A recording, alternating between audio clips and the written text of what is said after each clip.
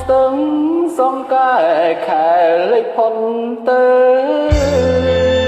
តើឈរយាមផ្លូវនៅក្បែរស្ពានថ្មប្រមកធម្មជាតិខំរំលែងបងសូរត់ភ្លើងចអងរួមរាត្រីទាំងដុំបោស្បូវនៅត្រៃខាងកើតជាភូមិកំណើតខាងស្នេហ៍កវៃតាមផ្លូវមានគេលុំនំចំណៃឥឡូវរឿងថ្មីហើយយើងភ្លេច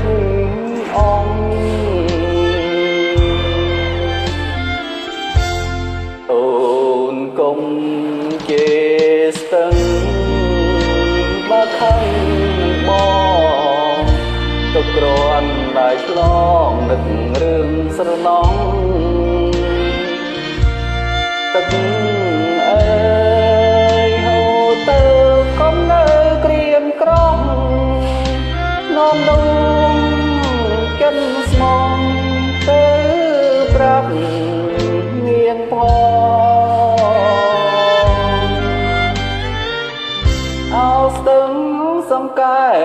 ធ្លំតែផ្ញើចិត្តពេលយំងងឹតស្ទាបអងអើខ្នងបើឈប់ស្នេហ៍ហើយសូមខ្លួនជាបងបានជួបម្ដងញញឹមគ្មានឈប់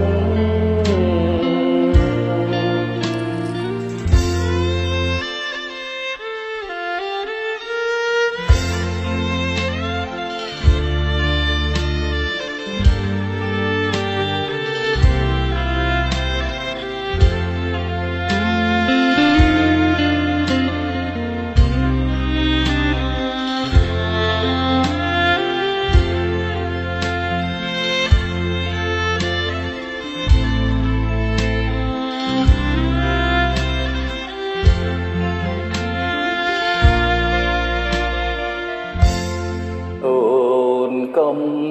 ជេរស្ទឹងបើខឹងនឹងបងទុកគ្រាន់តែឆ្លងនឹក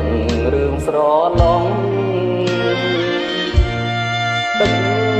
អើយហូរទៅកុំនៅក្រៀមក្រំនាំដងចិនស្មងទៅប្រាប់ងៀងផង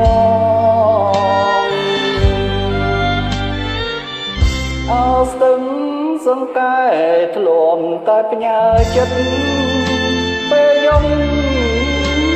ងឹតស្ទាបអងអើខ្នងបើជុំស្នេហ៍ហើយសូមធ្វើជាបងបានជួបម្ដងញញឹមគ្មានឈប់